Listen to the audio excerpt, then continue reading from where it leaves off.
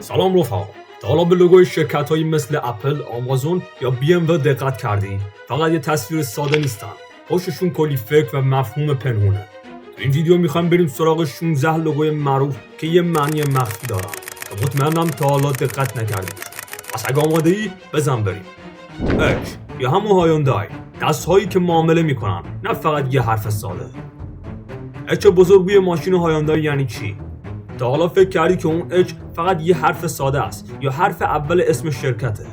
نه عزیز، اون تصویر نمادین بین دو نفره که دارن با هم دست میدن. یکی مشتری و یکی نماینده شرکته.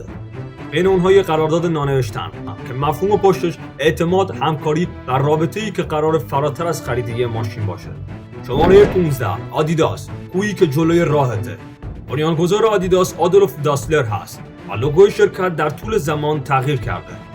و همه آدیداس رو با 3 خط میشناسن، ولی اون 3 خط تصادفی چیده نشده. وقتی کنار هم میذاریشون یه کوه میسازن، یه کوه که نماد چالش‌های روزمره ورزشکاراست.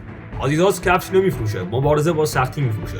هر قدم یه نبرد و هر سود یه پیروزی رو نشون میده. شماره 14 اپل، گازی که بوی تکنولوژی میده. داستان اپل با یه سیب شروع شد، ولی اون گاز از سیب تصادفی پیدا نشده. یا یه بازی هوشمندانه با کلماته. توی دنیای دیجیتال هم هست. بایت یعنی گاز، ولی دقیقاً شبیه تلفظ بیته. و در اصل اون سیب معمولی نیست. سیبی که درش دانش هست، تجربه و هوش پیچیده شده. یه لوگوی ساده اما پر از فلسفه. شماره 13 پیوندی از گذشته و آینده. وایو رو خوب نگاه کن. اون 2 حرف اول شکل یک موج آنالوگن، اما دوتای آخر عدد 1 و 0، یعنی دنیای دیجیتال. یه پل بین تکنولوژی قدیم و جدید ساخته شده. وایو انگار داره میگه ما هم ریشه داریم و هم آینده. چه جالب، واقعا یه سری کلمات مفهوم و پنهانی هست که آدم با دیدن اونها شگفت زده میشه. شماره 12 A تا Z آمازون، لبخند مرموز. آمازون فقط یه سایت خرید نیست. یعنی چی؟ A تا Z میره. اون فلش نارنجی که میبینین یعنی هر چیزی که بخوای توی آمازون هست. و اون فلش یه لبخند هست پشتش، یعنی تو بخند ما همه چی رو میفروشیم. شماره 11 باسکن رابینز، طعمی پنهان درون حرف. لوگوی بی آر رو دیدی؟ اگه دقت کنی بین خطوط عدد 31 مخفی شده. یاد اون روزا که میگفتن 31 طعم بستنی داریم، ولی پشتش یه پیام دیگه است. تنوع، انتخاب، ماجراجویی در مزه‌ها. آیا همشون امتحان کردی؟ واقعا جالبه که توی یک کلمه میتونه این همه حرف گنجانده شده باشه. شماره 10 تویوتا، سوزنی که تاریخو دوخته. تویوتا امروز با ماشینا شناخته میشه، ولی گذشته‌اش چی بوده؟ لوگوش رو نگاه کن، شبیه یه سوزنه که نخ ازش رد شده، چون یه روزی فقط ماشین بافندگی میساختن.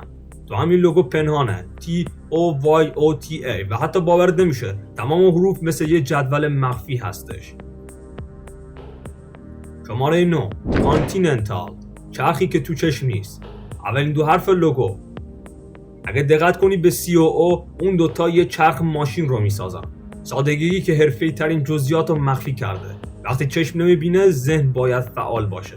و این جمله خوب و قشنگ در اون دوتا کلمه ختم شده و گنجانده شده. شماره 8 فرمول 1، عددی که تو سفیدی پنهانه. اگه به F دقت کنی و خطوط قرمز، اون فاصله بین همونجاست که عدد 1 مخفی شده. و اون خطوط قرمز یعنی سرعت، نه فقط سریع بلکه مرگبار و سریع. شماره 7 پینترست، سنجاق جادویی که ایده ها رو زنده نگه می‌داره. وقتی به لوگوی پینترست نگاه می‌کنی فقط یه حرف پی ساده می‌بینی. نه، این پی سنجاقه. یه سنجاق خمیده که نماد پین کردنه. ایده ها، عکس‌ها و الهام‌ها روی تخت خیالاته. مثل سنجاقی که یادگاری‌ها و خاطرات رو نگه می‌داره. این لوگو پیام میده ما اینجا هستیم تا چیزهای مهم و الهام بخش رو محکم نگه داریم، حتی توی دنیای دیجیتال. یه پل نامری بین دنیای واقعی و مجازی، جایی که هر ایده مثل یه گنج پنهان میمونه. شماره 6 بیت، صدایی که مستقیما به مغزت میخوره. اون دایره ساده که داخلش حرف بی هست یه هدفون رو تداعی میکنه. نه فقط یه لوگو بلکه یه دعوتنامه است. ما صدا رو طوری طراحی کردیم که مستقیما به قلب و مغزت برسه. سادگی در طراحی اما عمق در تجربه شنیدن. هر بار که این لوگو رو میبینی به یاد بیار که این برند موسیقی رو به یه زبان جهانی تبدیل کرده و مستقیم به روح شما میره. شماره 5 توبلرون، خرسی که توی کوه پنهان شده. اول که نگاه میکنی فقط یه کوه مثلثی شکل میبینی، اما با دقت که نگاه کنی یه خرس رو داخل کوه میبینی. حالا چرا خرس؟ چون شکلات تابلرون از شهر بورن سوئیس میاد، شهر معروف به شهر خرس‌ها. یه پیام مخفی هم که به ریشه‌ها و اصالات براند اشاره داره اینه: این خرس‌های پنهان مثل یه نگهبان شیرین و رمزآلودن که از تاریخ و فرهنگ ما محافظت میکنن. پس هر لقمه شکلات یه سفر به دنیای اسرارآمیز و دوست داشتنیه. شماره 4 BMW، نماد پرواز در قالب رنگ‌ها. خیلی‌ها فکر میکنن وسط لوگوی BMW یه ملخ هواپیماست که داره میچرخه، اما در واقع اون رنگ‌ها نشون دهنده پرچم ایالت بایرن آلمانه، جایی که BMW متولد شده. این یعنی هر ماشین BMW فقط یه وسیله نیست، بلکه قصه‌ای از اصالت، تاریخ و غرور زاده بایرنه. پروازی که با ریشه‌های قوی همراهه و همیشه با آسمان بالاتر نگاه میکنه. شماره 3 LG، صورتی که با تو حرف میزنه. لوگوی LG یه صورت ساده داره، یه چشم و یه لبخند کوچیک. حالا چرا؟ چون این برند میخواد بگه ما فقط یه شرکت نیستیم، ما شبیه خود شما هستیم، با احساس ارتباطات و توجه. یه نگاه انسانی تو دل تکنولوژی سرد و بیرون. هر بار که این لوگو رو میبینی یادت باشه که پشت هر دستگاه یک داستان انسانی. شماره 2 اورنوت، فیل حافظه‌دار با گوش تا شده. فیل‌ها به حافظه قوی معروفن. اورنوت هم از همین الهام گرفته. اما اون گوش تا خورده فیل رمزیه که فقط گوش‌های از ذهن فعال با سازمان یافته رو نشون میده. مثل وقتی دفترچه یادداشت رو تا میزنی یه گوشش رو جمع می‌کنی. میخواد بگه محافظه دیجیتال تو اورنوت هستیم، جایی که یادداشت‌ها، ایده‌ها و خاطرات برای همیشه سر جاشون هستن. پس هر وقت لوگوی فیل رو دیدی به یاد بیار که هوشمندی در یادآوری کلید موفقیته. شماره 1 کوکاکولا، پرچم مخفی دانمارک رو در دل حروف داره. بین حروف او و ال لوگوی کوکاکولا یه جزئیات کوچیک ولی جالب هست.